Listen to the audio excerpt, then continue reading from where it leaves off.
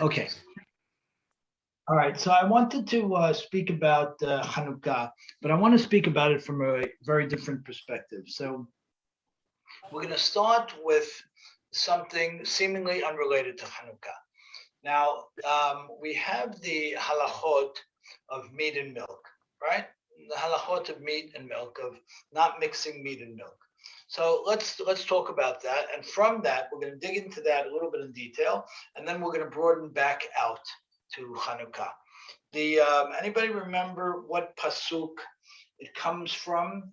The prohibition against eating meat and milk together. Anybody remember?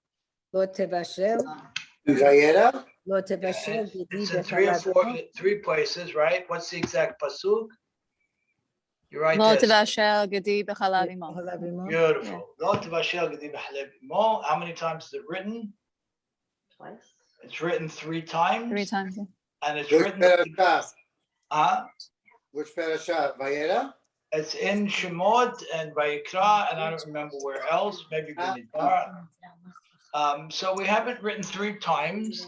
And what do we learn from the triple play, so to speak? What do we learn from it? We learn that there's an isur, there's a prohibition of cooking, eating, and getting a benefit from it. So you can't cook meat and milk together. You can't eat meat and milk that will cook together. And you can't benefit from meat and milk that are cooked together. Okay, so let's start with that. Hey, Jeanette. So we're starting out, we start with, nice for you to join. Good to see you. We start with three repetitions of pasuk. Based on the repetitions, even though the pasuk is written the same exact way, lo tevashel gedi, don't cook a kid in its mother's milk.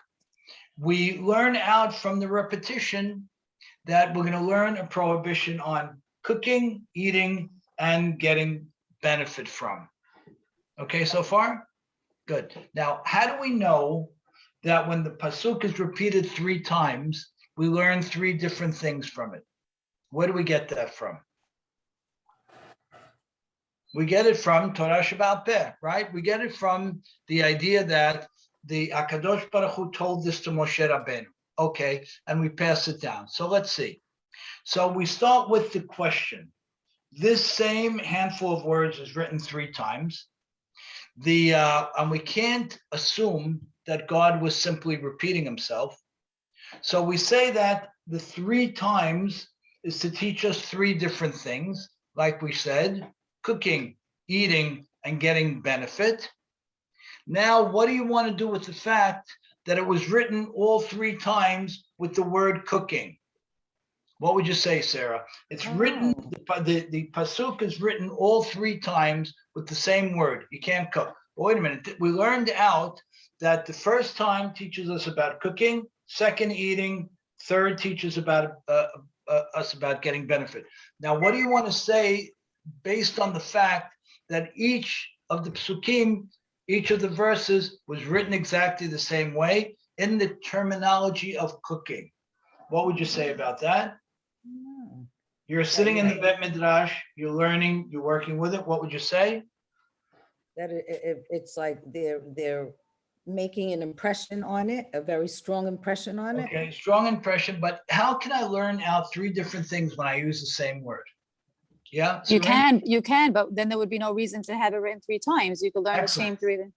Very good. There'd be no reason for me to have it written 3 times if I'm going to learn the same thing 3 times. I'm going to learn 3 different things. But what do you Right. want to learn from the fact that the same word is written 3 times? In other words, if you told me, don't cook, don't eat, don't benefit from it, that's fine. That makes sense, right? And then you can learn out, okay, there's 3 different prohibitions. Yeah.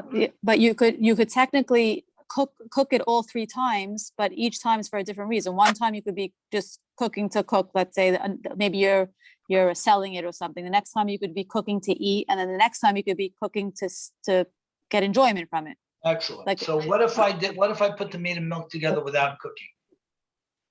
That's Still not okay. good. I think that's beautiful. okay. It is Beautiful, okay. beautiful. It is. Beautiful, step by step, beautiful. So now where do we start? We start with this pasuk. We start with the repetition. The repetition teaches us three things. But now we've got to go back up to the pasuk, back up to the verse, which is written with the same term. If it's written with the same term, what do we learn out from that? We learn that the only way it's prohibited biblically, as it's stated, is if it's cooked together. So if it's cooked together, there's a prohibition. The only way it's prohibited to be eaten together is if it's cooked together. The only way it's prohibited to get benefit from is if it's cooked together, because the terminology of the Chumash is you can't cook it together. Beautiful. So now I'm doing a drop down, I'm learning down, and I'm going back up, right? Sarah, you good? Yeah. Same exact words, same exact 4 words, right? Same exact 4 words. So now I'm going to learn out from it 3 different halachot, and I'm going to call them all deoraitot, all biblical, and I'm going to go back and I'm going to say that I don't trip over any of those halachot unless it's cooked together. So what if it's smoked together? So wait, what if you're having a hamburger and you want to put shredded cheese on it? It's not being Excellent. cooked. Excellent, step by step, beautiful, excellent, step by step. So now let's say I smoke it or I pickle it. Is smoking or pickling cooking? Yeah. That's a question. It's a question of whether it's considered cooking or not. And Well, our it's changing rabbis, its original state. right, well, changing. baking is considered cooking, good, but is smoking, is pickling, these things where you're not heating it up, is salting. If I salt the 2 together, is it considered as if I cook them together? So we end up saying that in many of these areas, once they're pushed together and there's blending of the tastes of the meat with the milk, whether it be on behalf of smoking or boiling or salting or pickling, once you do that, even if you don't have a biblical prohibition, you have a rabbinic prohibition. Right. Okay, so far? Good. So now I have my biblical, I have my words, I have my question. Well, what about if it's not hardcore cooking? What's considered hardcore cooking? Now I'm going to go through some of those things. Some of them where the tastes really meld or blend. The rabbis consider that as if they were cooked together. So the key consideration of meat and milk is taste. It's not reality. The reality is secondary. Do they really cook together? Is secondary. You're going to see why we're talking about this in a little while. The reality of whether they were really cooked together or what type of way they were fused together is secondary. What's primary is if the taste of one seeped into the other or vice versa. Now we have the meeting together of meat and milk. Now it's a serious question. Well, what if I cooked the hamburger and then I put the cheese on it? Right? Right. Good. If the hamburger was hot, what would you say? But it's melding together. Right. It's going to melt, Jeanette. Exactly. It's going to melt. So I have a form of cooking there. Good. What if the hamburger was cold? What if the hamburger was cold? Beautiful. What if the hamburger was cold? But you're saying no, because it's a matter of taste, you said. Now if the hamburger was cold, is it coming together? The answer is it's not coming together. It's the tastes are not fusing together, right? Right. But now you have a secondary consideration. Now, if the tastes are not fusing together, now you have the question of, well, is it okay anyway? Even though we're not cooking it together. So we said if we're not cooking it together, it's not biblically prohibited. But now what do you want to do with that? That the tastes might be blending together. Serene, if you're the rabbi sitting in the Beit Midrash, what do? I would say it's not allowed. It's just like it's like a precaution, like to. Excellent. Now you're going to bring in a rabbinic decree that's going to prohibit this. Hey, Erwin, a rabbinic decree that's going to prohibit this because you're going to say what? Chacham Serene, what are you going to say? No, you don't No, want. what are you going to say? You don't want it to lead to other Excellent. things. You don't want it to lead to other things. So what do our rabbis do very often? They make a rabbinical gezerah. They make a rabbinical commandment to keep some distance between me, you, all of us, and the biblical possibility of tripping up. Good. So Erwin will pull you in over the next few minutes. If I cook meat and milk together, I have a biblical prohibition. If I take the cheese and I put it on the burger, I didn't cook them together. They're both cold. They're both cold. Technically, based on the 3 verses in the Chumash, I did nothing. But we say that the rabbis will come in and prohibit this. Why? Because as Serene said, because if we don't prohibit it, people might start to get confused and make a mistake. Okay, Good but so far? you know what, Ricky? I always had this thing about meat and milk. I always felt that the Torah was teaching us humanity, that we shouldn't be taking a cow, a child from the cow, and dress it with its mother's milk. It's Right. sort of teaching us to be, human, like to have some kind of Excellent. sympathy for the So animal. this raises a great question. The question is, what does the rationale of the mitzvot mean? It's a very important question. What does the rationale behind the mitzvot mean? And we have to say, so Shlomo Melech writes about it in Kohelet, and he says that he came up with reasons, maybe I don't know how many reasons or rationale for every single mitzvah. Maybe he came up with 10 or 100 rationale reasons for every single mitzvah. And at the end of the process, he says they're all wrong, and he dumps them all. What does that mean? Yeah, it's a fantastic thing. He says he spent his life and he rationalized or he reasoned every single mitzvah. And he came up with answers, right? We say he was the smartest man who ever lived, right? He came up with answers. At the end of the time, at the end of that process, he states that I dumped them all. So what is he saying? Starting from scratch? Huh? Some things No, have no they didn't reasons. start again. Good. Some things What's he have no saying, David? reasons. We just have to go, believe. No, more than that. Come on. He's saying that the beauty is not in the reason or the rationale. The beauty is in the development of the law. See, this is where we need to flick the switch a little bit, right? In other words, rather than saying that the excitement or the interest, let's say the interest, forget excitement, the interest in meat and milk is because I'm teaching humanity to the Jewish people, right? Which could be true. It could be true. We don't know because God didn't give a reason. What we want to be saying is, well, let me figure out all these fabulous little details because that's where the Jewish expression is.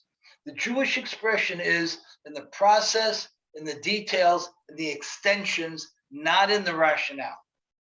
So the celebration, the intellectual celebration is when I look at the 3 psukim, look at the 3 verses, and I say, you know what? They're all written with the word bishul, to cook, but they can't all mean the same thing. So we get together in our Bet Midrash, and we say, you know what? It can't all mean the same thing because God wouldn't repeat it twice. But what is he trying to do? He wants absolute distance from this thing. So we're going to rationalize together. This is where the rationalizing comes in, right? We're going to say together that he's really referencing eating, cooking, and getting benefit from. That's what the 3 verses are referencing. Wow, okay, very good. But they use the same word. Well, that means that the only way that they're biblically prohibited is if you ate, you cooked, or you got the benefit through cooking. Now, okay, so far? No, but what if you had a hamburger and you had a glass of milk? Beautiful, fantastic. So now we start with the biblical. Now, before we get to your question, we're going to get to it in a minute. But I want you to have fun with this. This is where the playroom is. This is where the intellectual fun is. Yeah, not in saying, even though it might be true, and it would be great if it was true, that we're talking about sensitivity and humanity. And you know what? We probably are. But the real fun is in breaking through the details. Now, what if Chachamim, rabbis, male and female rabbis and rebbitzins, whatever you want to call it, what if you put this little calf not in his mother's milk, but in somebody else's milk. No, Is that okay? no, Okay, you saw, okay, Chacham Sarah, let's go. no, Chacham Sarah, why not?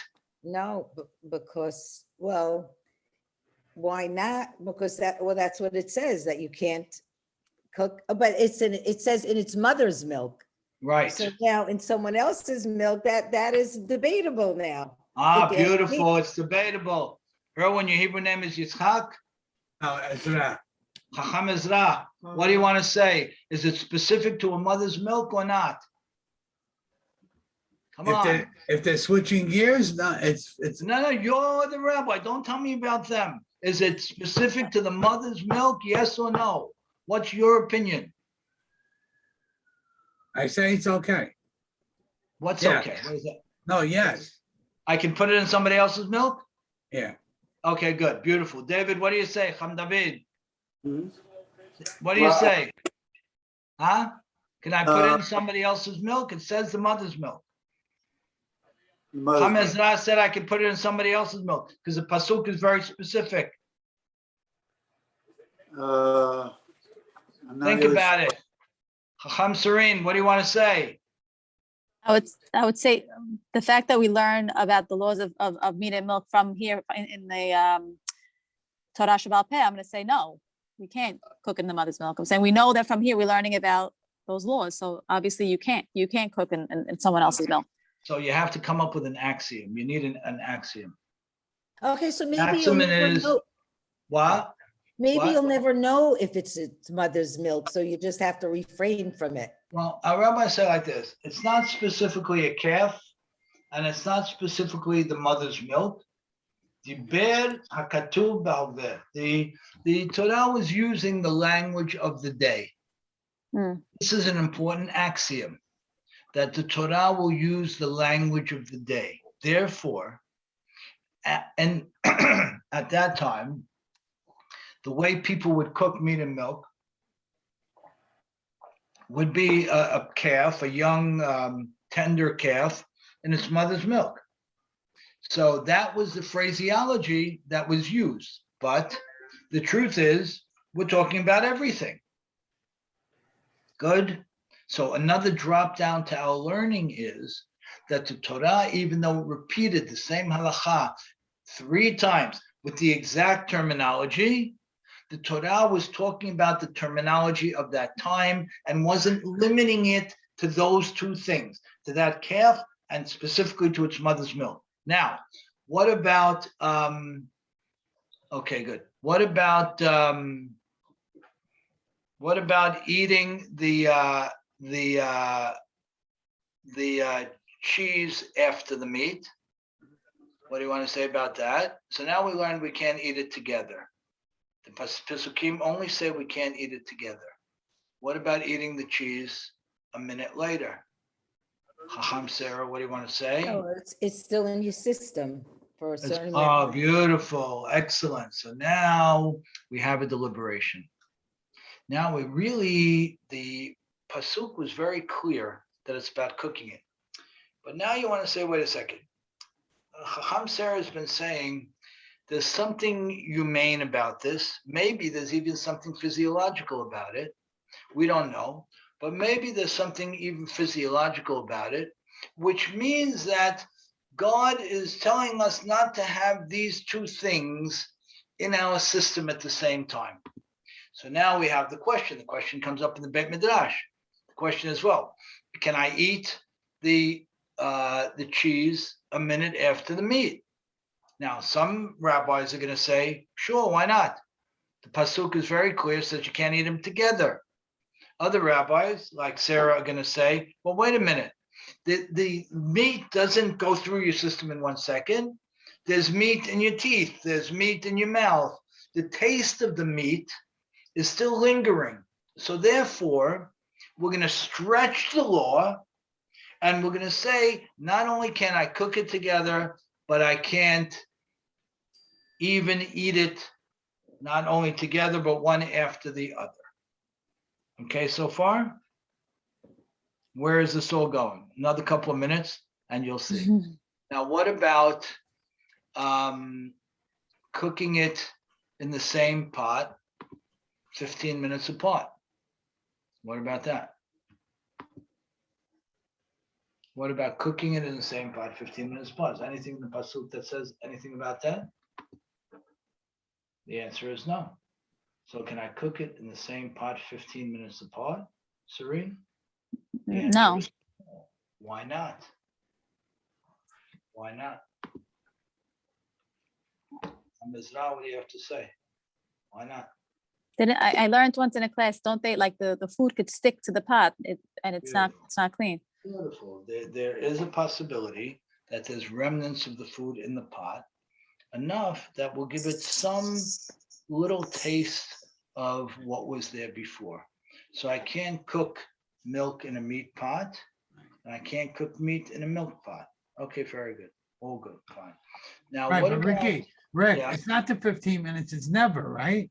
it's Never. never right. It's Right. never right. Right. And all the never, by the way, the never is all an extension. It all just developed over time because originally it was not never. But you're right. Oh, No, really? Oh, So wow. When you said it's the law of, what was the phrase you used, the law of the day, or what was the thing you said? What's that? No, you said, no. Oh, it was the terminology of the day, times. right? That was Terminology, so the terminology of the day, 18,000 years ago, 15 minutes later, they could put the cheese in the pot, in the meat pot? no, so they couldn't put the cheese in the meat pot. But what people used to do, and we know this, right? We know that people used to eat not immediately together, meat and milk, but they would eat a little bit afterwards. All right, And over time, when it became more clear that it takes time to digest the meat, a lot more time to digest the milk. If you remember when we were kids, David, Irwin, you may remember that a lot of our Ashkenaz friends would wait an hour after eating meat. right. And because the German Jews, that was their minhag. Okay, we Right. said you can't eat it together. We're not eating it together. You can't eat it immediately one after the other, but it Right. takes an hour to digest and finish. And then later on, the rabbis developed that it doesn't take an hour to digest. It takes several hours to digest. And therefore, we wait 6 hours. And we wait less from milk to meat because it takes a lot less time for the milk to digest. A couple more things on this, and then we'll move into Hanukkah. Now, what about chicken? I was just about to say that. Bird, turkey. Right, David, what I about have to- chicken? I have to David. Chicken, I think, is a different rule because I think it digests less than regular meat, right? Excellent. And what else about chicken makes it different, Sarah? No, I once heard that, I heard it from Rabbi Faoud, I think it was, that they used to call chicken basar off. And then a lot of times they would mistaken it and just say basar. So to make it the same as meat, they made you wait the 6 hours. Excellent, excellent. It is basar off, the meat of a bird. It is basar off. And it's absolutely, unquestionably not what's referenced in the Chumash. Not at all. Not at all what's referenced. So our rabbis have a question.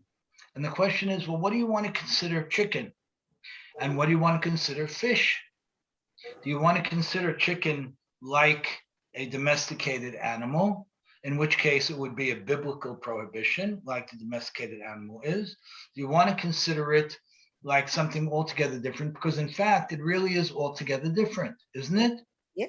Beautiful. So rabbis deliberate this and they say, chicken is a little close to a domesticated animal. And therefore, if we allow people to eat chicken with milk, they may mistakenly, back to Serene's logic that she presented before with the other point, they mistakenly eat regular meat with milk. So because we deem chicken, Hamdavid, because we deem chicken close to a calf, we're going to say that the chicken is prohibited. But Chacham Sarah, can we say that the chicken is biblically prohibited? No. Beautiful. So what is it? Rabbinic. Beautiful. It's What rabbinic. they're doing is Right. they're putting a fence, really. That's Exactly. Great. right. David, what do you want to say about? Do the meat. If you'll do the chicken, you'll do the meat. So that's Excellent. why. Excellent. Now, what about fish? Yeah, why can't you have fish in the same fork with meat? Why? Okay, so we'll talk about it in a minute, but why, what's the deal Have with it fish? together. What's the deal? Good, we'll talk about it in a second. What's the deal with fish and cheese? Is it considered like meat and cheese? No. Hamezra? It is not. 1 second. What did we decide? We decided, right? All of you are together in the Bet Midrash in a previous life, right? And you're getting together and you're talking about it.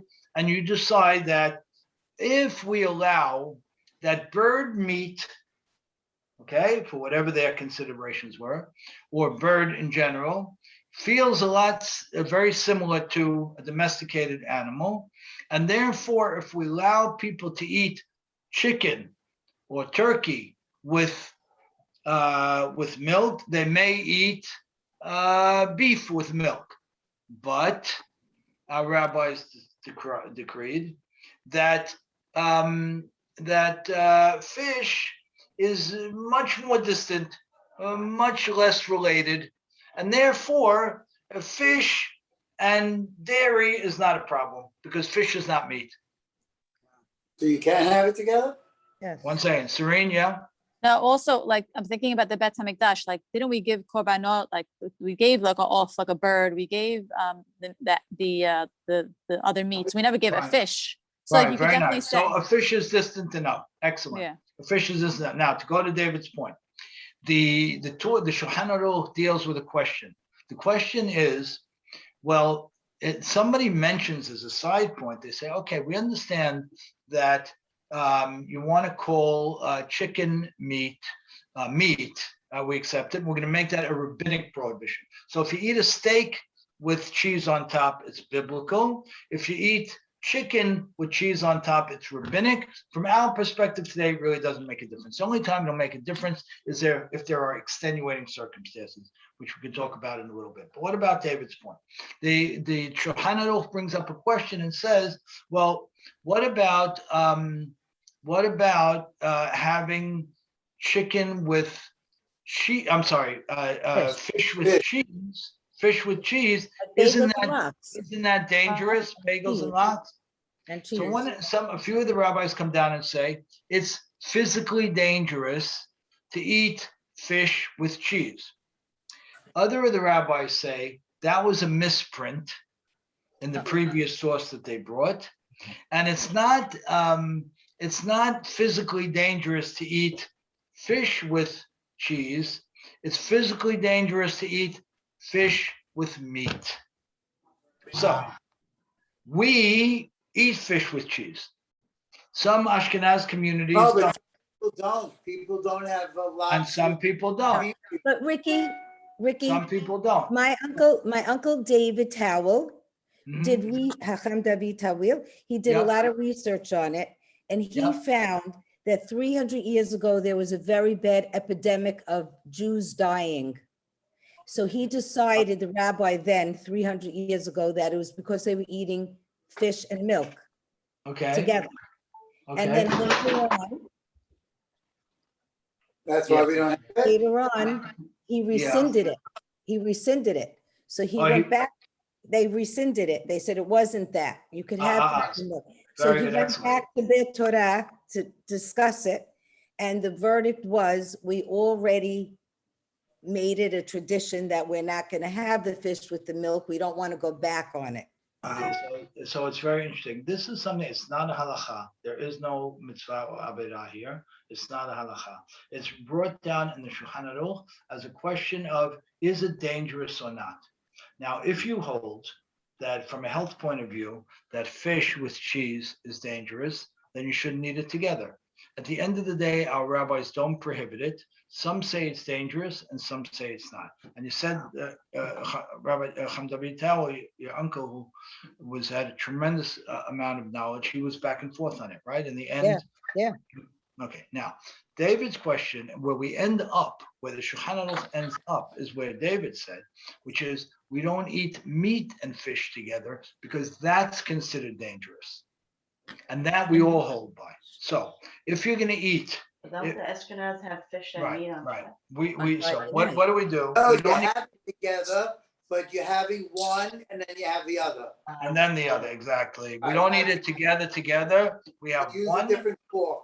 Exactly. We have one and then we have the other. We do a different fork, different plate like that, because we want to give the body a chance to sort of digest one over the other. Ricky, don't the Ashkenazim have gefilte fish on Friday night? Yes. Absolutely. Absolutely. By the way, we should all have a fish on Friday night. Right. should. The old world Syrians back from Halab, probably our grandparents, great grandparents, they probably all had some fish on Friday night, and we should do it too. We were doing it for a little while and then we stopped. We should do it too because we know that we have a heightened intellectual capacity on Shabbat. That's given to us. It's given to us for, if you'd notice, if you thought about it and you'd see it, if you did it a few times, that if you go to a class on Shabbat and you're in it, your recall on average will be greater than it is on a Tuesday, generally speaking, because we have a greater intellectual capacity on Shabbat. So what did the Kabbalists do? They came and said, well, if I have a greater intellectual capacity, fish makes the mind sharper. Right. So everyone is noheg to have fish in Sudah Shlishit. Right. We all, it's something that we have the minhag to do. Right. But Ricky, it's funny that I'm listening to you say that. I learned that years ago that whole fish trick on Friday and Saturday is a Kabbalistic item to like you said, to maybe to take your brain to another level or whatever you want to call it. But it's a Kabbalistic approach, no? Yeah, we're going to do a thing, Erwin, one day. We're going to do Ricky Erwin, and we're going to put my terminology and your terminology. I invariably enjoy your terminology more than mine. But Sarah will be the ref. No, I'll just laugh because I laugh at everything Erwin says. I can't do it. I don't get those words out, but we're going to line it up, you and me. You with me? I got it, my pleasure. No, but on a serious note, to have fish, it's a major, it's a big Absolutely. item. And really, it really is something truly that Right. we should all try and do it, because we want that heightened intellectual capacity. We want it. Right. Because the more we can absorb, the deeper we can understand, the more we're going to grow. So we want it. We want it. Fish really is much healthier than meat. Meat slows down the body and the mind, and that's a physical thing. And Okay, fish, good. omega-3s. No, but you have to have meat on Shabbat. What's that? Don't you have to have meat on Shabbat? So there's a number of opinions on this, and Rabbeinu Yonah says as follows. Al Minhag, of course, is that we have an important meal on Shabbat. And importance in a meal is defined by meat and wine. That's what we hold. Rabbeinu Yonah says a very interesting thing. He says that importance doesn't mean meat and wine. Importance means different than the rest of the week. So if you have an important dairy meal, and this is something that we went back and forth in my family for years on this point, Us too. until I saw that Rabbeinu Yonah, which is fantastic. Not that, so the Rabbeinu Yonah says if the meal is important, meaning distinctive than the rest of the week, then that's all you need. In practice, Friday night, we're all pretty much having meat. The question really comes in for some people. Some people have meat Friday night and meat Shabbat lunch, and there's nothing to talk about. Some people, though, would like to have a lighter meal on Shabbat lunch and becomes a dairy meal or a parv meal. And over here, you can hold by Rabbeinu Yonah, who says, as long as the meal is important, if it's more special than a Tuesday meal, then it's absolutely fine. And I think that's a beautiful opinion. Yeah. Great. Hi, Carol. How are you? Yeah, Serene? No, just like a side, like an offbeat question. When did the Jews start keeping kosher? Because they got the Torah, right? And then they ate the man, right? Right. So like, when did they really have to start? When they entered Israel? It's really great. It wasn't until we got to Slav. It wasn't until we The got Slav. that The Slav. we had to Okay. start to think about these things. But your question is a very, very serious question, because really, when did, even with the Slav, even with the birds that were meat, did we know the laws of kashrut yet? And this goes back to a very fundamental question. When did we learn these halachot? At what point in the desert did we learn them? Did we learn them in the first few months when we got to Torah? Did we learn them over time, over the 40 years? So it's really, it's a hard question to answer. Some people will say, Avraham Avinu already kept separate dishes. Okay, maybe he did, but it's hard to say that, but maybe he did. Other people will say that everybody got everything at Matan Torah. We got all of the Torah at that point. The other opinion, which I think is more practical, and I don't think it's any less religious or serious, the other opinion is that we were taught these things during the 40 years in the desert. And there were different scrolls, in fact. There was the first part of the Torah that Moshe Rabbeinu taught us, and then the second, and then the last part, Sefer Devarim, which he dictated before he passed. So, it seems like it may have happened over time. Now, Serene, to your point, what's very interesting is that the laws of kashrut became much more strict over time. They became much more strict.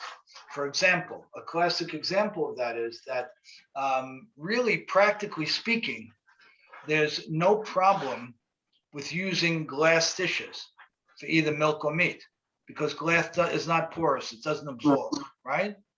And the halacha was, way back in the day, hundreds of years ago, that you could have one set of dishes in your house. I think we talked about this before. And the women forced the rabbi's hand on this and said, if we only stay with one set of dishes in the house, the laws of meat and milk are going to become all blurred and people are going to start mixing things up. And even though glass isn't porous, you can't use glass for meat and milk. So sometimes the people make the rabbis more strict even. But to your point, Serene, all this evolved over time and became more and more over time. Let's raise a few more questions. What about unkosher meat with milk? Now, don't answer quickly. Unkosher meat with milk. If someone mixes pig meat with milk and cooks it together, doesn't sound good, huh, David? If somebody mixes It's probably allowed. It's probably allowed because it's both unkosher. Beautiful, Jeanette, beautiful. You have no isur of meat and milk. You have no biblical or rabbinic prohibition of cooking meat and milk together because you're talking about something tarif, something unkosher, where the prohibition against tarif precedes anything else. So we don't tack on the prohibition of meat and milk on taref and milk because it's already established from before. The upshot of that is very interesting. To Jeanette's point, the upshot is very interesting because we have a concept in meat and milk where if a size of if, let's say, a bone with a piece of meat on the end fell into a milk pot, right? The bone with the piece of meat fell into the milk pot. Now the meat gets mixed in with the milk. And let's say it's 1 ounce, but the bone itself is 6 ounces. We say in terms of the laws of meat and milk that now you have 7 ounces of a problem. You have 7 ounces of a problem. Whereas if we're dealing with taref meat, we'd only have 1 ounce of a problem. I'm not going to go there. But the point is that if something is mitzuveh ve'omed, if something is already decreed from before, in this case, the decree was against unkosher meat, then we don't apply something else to it because it's outside the criteria of what we're talking about here. Anyway. Beautiful. One more round. Let's do one more round. What about putting meat and milk on the same table? Why? Well, why not? And what do we do? You don't. Carol, Because you make a Jeanette, mistake. what, David? You might make a mistake. I don't know. Beautiful. And you're So, tempting. Tempting someone. Tempting someone, excellent. So let's say two people know each other and one is eating meat and one is eating milk. What do they have to do? Sit on different ends of the table. Beautiful. And they have to put some sort of hekerut, Tablecloth or something. some sort of something, a different placemat. Okay, so with using different dishes, using different placemats, something like that. What if the hekerut, what if the thing to remind us was not a placemat or a pitcher or a vase, which the rabbis recommend, but was a loaf of bread.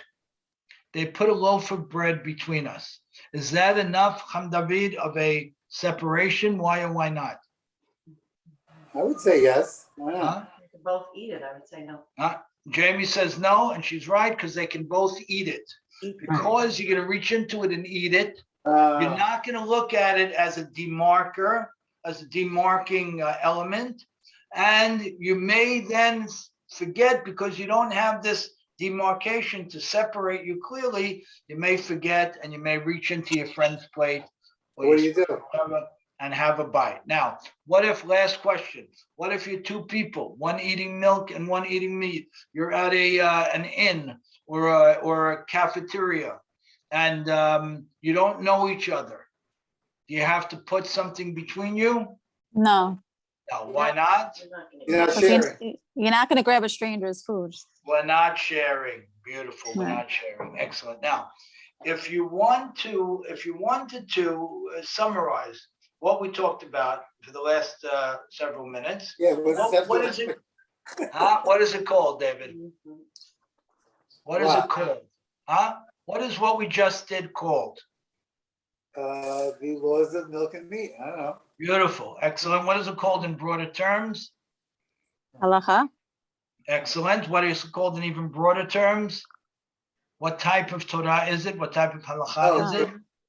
Torah Shabbat Peh. Excellent. It's Torah Shabbat Peh. What does that mean, Serene? What does it mean? Rabbinical? It's up for interpretation. It's up for interpretation. Not rabbinical. Excellent. It's up for interpretation. Is Good. that, but is it rabbinical?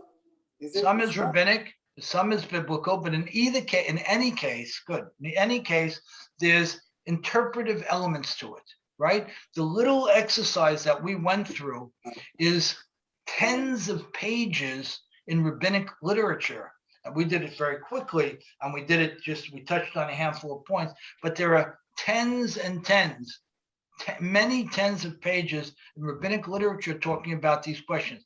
How do you want to look at a bird? How do you want to look at a fish? Do you want to put something on a table?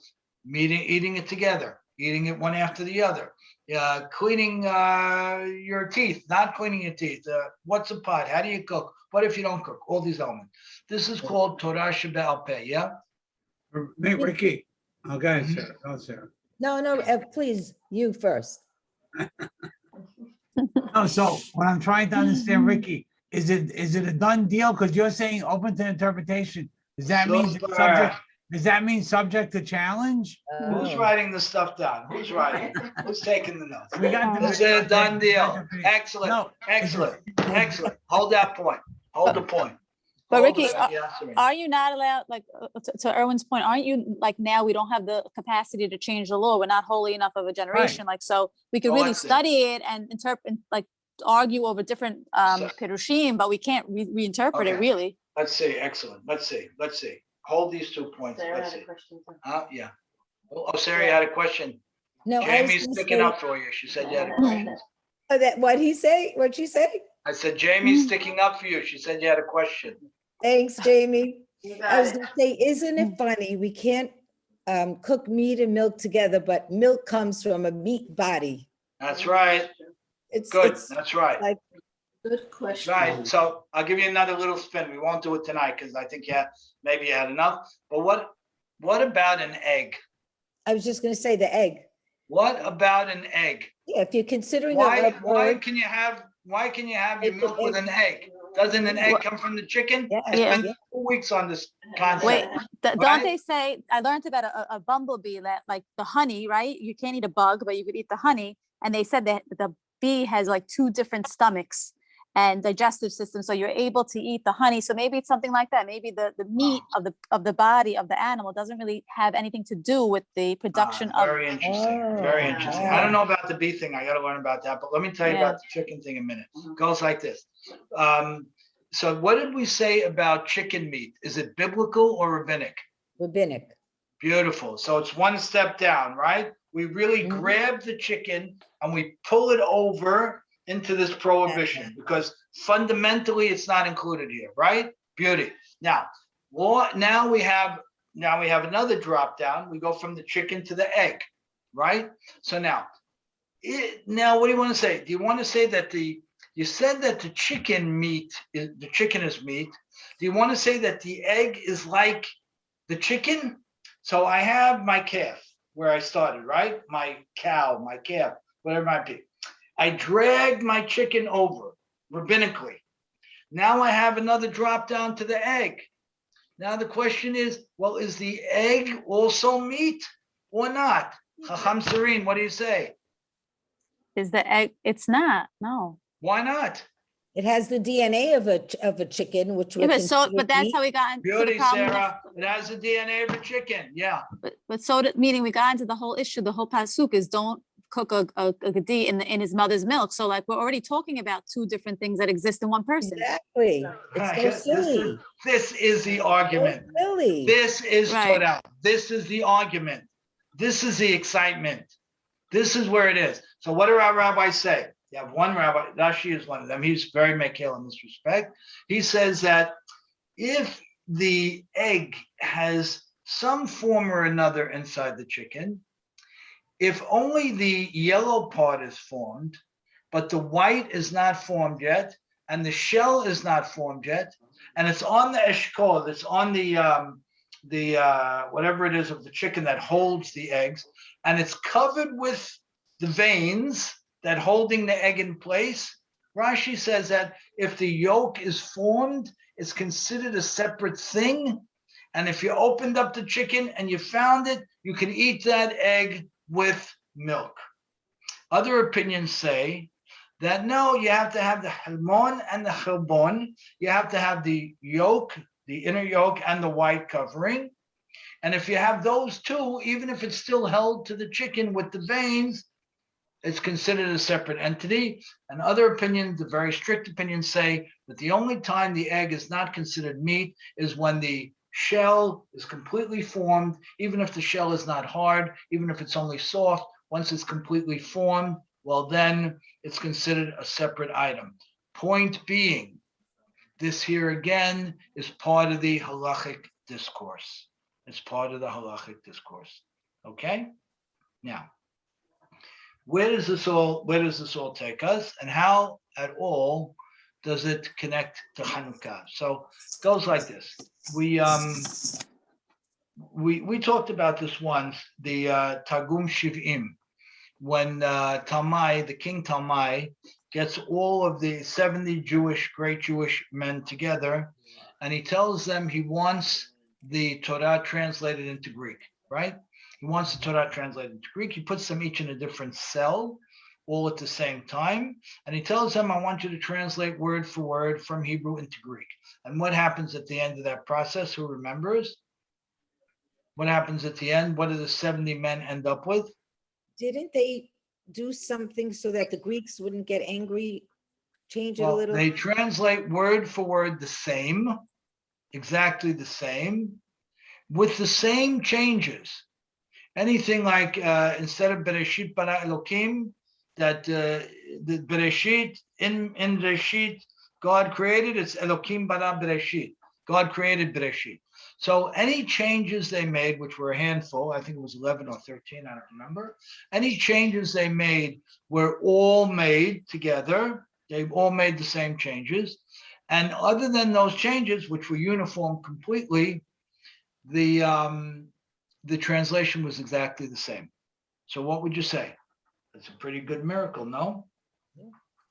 Right? Pretty great miracle, right?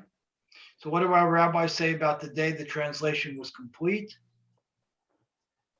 They say it was a day as onerous and horrific for the Jewish people as the day of the golden calf.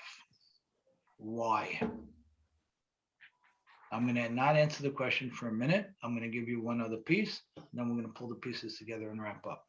When the Yehuda Nasi in the year 200, about 1900 years ago, writes down that he organizes the Mishnah, he codifies the Mishnah, the first iteration of oral law, and he puts it all together and he organizes it right after the destruction of the Second Temple, not right after, but after the destruction of the Second Temple. Our rabbi's logic was, it's the time to save Judaism. It's the time to do for God. We have to break the Torah. So at the time when the giant of the generation, who is known to have been from the lineage of King David, from his mother's side, the lineage of King David, organizes the core body of oral law, it's a day of sadness. And that sadness follows when Ravina and Rav Ashe, a few hundred years later, organized the Talmud, which is thousands of pages of oral Jewish law. Now, without those efforts of Rabbi Yehuda Nasi and Ravina and Rav Ashe, we would be lost. We would be lost. And therefore, it was the right thing to do at the time. But Talmai HaMelech, who forces us to translate the Torah into Greek. One rabbi, a giant rabbi's efforts to organize all the oral law information, the base information, and then another two rabbis' efforts to organize the balance of all the oral law. Had to be done to save the Jewish people, but is looked upon with pain and sadness. Why? Serena goes to your point of review. Yeah, because then it's like seems final, like you can't reinterpret it. It's written already. It's done. It's done. Nothing to talk about. Right. So now we have the constructs of it written. Now, does that mean it's not dormant and dynamic? It is. But is it as dormant and dynamic as it was meant to be when HaKadosh Baruch Hu decreed that it would never be written down? When they wrote it down, they said, Et na'asot la'Hashem, because we have a greater imperative. We have the emergency of the land of Israel being destroyed and overrun, and the temple being destroyed, and the Jewish people being dispersed. And if we don't write it down, the transmission of the oral law as it was effectuated successfully for a couple of thousand years will break down, and therefore we have to write it down. So it was a b'diavad. It was something that we did grudgingly, because forums like we just had, just as a taste, are the essence, are the energy, are the development, are the core mission of the Jewish people. So when Talmai HaMelech translates the Torah into a language other than Hebrew, which is an expansive language, a language where you can be doresh, where you can interpret, where you can look for hints, where you can watch the letters, where you can look for redundancies in the pasuk, and you can develop orally what those mean. Once it was put into Greek, you can't do that anymore. So what should have been considered a great miracle was considered exactly the opposite, a day of mourning, a day of great destruction, because what we had and what we have in the Hebrew was shut down. The giant distinction between Judaism and Christianity is Christianity is a doctrine, it's dogma, it stands still, it doesn't move. Judaism is the exact opposite. And to the extent, you have Chaim Yosef, who passed away a few years ago, the greatest thinker in 500 years. He wrote 50 some odd books. I think it was 56, 57, I don't know. I think they're still publishing. 57 books on Jewish law. How can he write 57 books? He didn't just copy over what was written before him. He wrote 57 books because there are so many more modern day nuances and issues that have to be dealt with to fill hundreds and hundreds of pages of 57 books. So the Ricky, oral law, yeah. Is that Yes. why the Keraim they weren't able to survive because they just went according to what it said. Excellent. They went only according to biblical law, and they didn't want to have any rabbinic law. Excellent. Excellent. So if we went by them, we'd be sitting in the dark on Shabbat. It would be archaic. Now, just to pull it all together and just to touch on Hanukkah for a minute, the great victory in Hanukkah, as we know, but now maybe we'll understand it even a little more. There were two victories, the military victory, which of course was great, because really it made no sense on a practical military level for us to win that battle. But the great victory was the ability of the survival of the Jewish people and Jewish institutions to be able to continue to propagate the oral law. And that's why the sign, the symbol of Hanukkah is light, because light is intellect, it's knowledge, it's awareness. So the great celebration of Hanukkah is it the battlefield victory? Sure it is, no question. That's the second most important thing. The most important thing that we celebrate is the fact that we were able to hold on to the structure, to the infrastructure, even though it was weakened and it was beat up and it was greatly diminished in size. We were able to hold on to it and give it its life back. And you see it in all the symbolic things of Hanukkah. The Pach Shemen, this little jug of oil burns for a disproportionate amount of days, right? The celebration is in the light of the candle. All of this speaks to knowledge and awareness and light. Light means knowledge. So the main thing that we celebrate in Hanukkah is the discourse, is the sharing of ideas, is the development of ideas along the lines of what we did tonight. We took one small area of halakha related to meat and milk, and we worked it. And it's fabulous, and it's fascinating. And there's thousands of things like that. And the truth, that's the most exciting part of Judaism. That's the most exciting part. And Rabbi Soloveitchik wrote very beautifully, he says, everybody has an opinion, and everybody should. And that's what it's all about. And that's why we want Torah to continue to be dynamic. We want the oral law to continue to propagate. So what we really won in Hanukkah is we won back a limited amount of autonomy for a limited period of time, right? It was only a couple hundred years that the Hashmonaim ruled before it was totally wiped out by the Romans. A limited amount of autonomy for a limited amount of time over a limited geographical area, but just enough for the oral law to be kept alive by what was a greatly diminished group of rabbis and a much smaller institutional structure, but was kept alive anyway. And that's what we are looking forward to. And that's our lifeline. Good. Ricky, yeah, I feel like, well, with women, we're not really so encouraged to learn Torah Shabbat Pit, So you know. you women should be learning the halachot of all the areas that women are touching. So, for example, Shabbat, Kashrut, Hadlakat Nerot, all of these areas. We're not doing it now. We're not doing it. Right, but we're learning it as like the final answer. Like, what are we supposed to do? We're not debating. We're just like, I feel like we all want to know what the bottom line is. I know, and it really it's not what it should be. It's really not what it should be.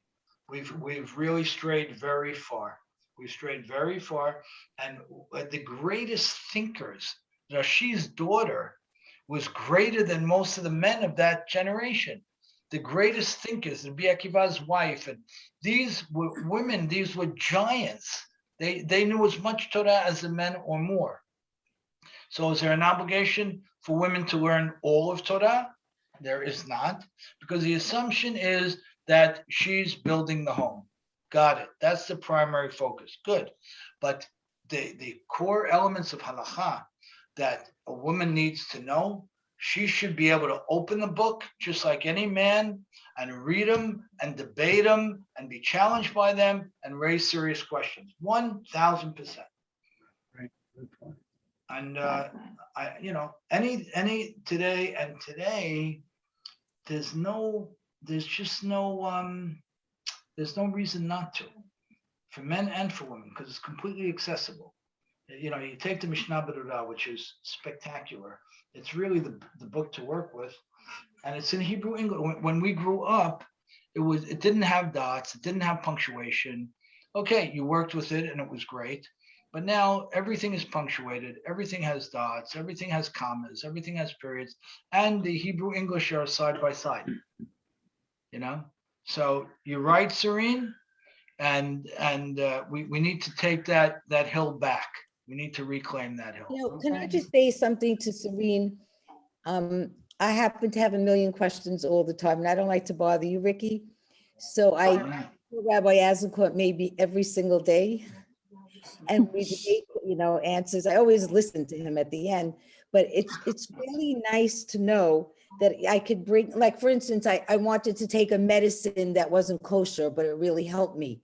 And we talk about it back and forth, and we really spend like 5-10 minutes on it. And it's really fun. That's great. Like That's you great. find someone and you do it with them. It just, That's great. It's nice. Yeah, Right. I hear you. We're gonna be doing more halacha because it's something that I'm very excited about right now in my life. So we're gonna be doing more of this. I hope you enjoy it. We're gonna be doing more of this because our group is smaller, which is good. It's fine. It's serious people, and I want you to be challenged a little bit by this, and I want you to fall in love with it. I want you to fall in love with halacha because it really there's nothing more beautiful in Judaism than this. Really nothing. So we're going to do it. Today we did it a little more. Next week maybe we'll do it a little less. Maybe we'll do it 10 minutes one week, a half hour one week in a broader context of things. So for people less interested in it, we'll still have the broader context issues and topics. Right. But I want you to hear these things, and I want them to become shagur b'fichem, which means I want you to be able to become more and more familiar with these terms. And like Sarah picks up the phone to Rabbi Azencourt, you know, be able to pick up the phone to whomever, or to your kids, or to your spouse, whatever it is, and just go back and forth on these things with these terms. That'll be good. I really love the way you put it together with Hanukkah. I don't know how you did it. It was. All right, good. Now we got to figure out how to put it together with Sefer Shoftim. I'm working on that one. We're gonna get I there. wanted to say Okay, one now, more. we could take a break. We gotta, Bye. All Bye. righty. Thank you. Thank you so much. Thanks, Ricky. Thank you, Thanks. Ricky. It was Great. great. Have a great week, guys. Bye, you too.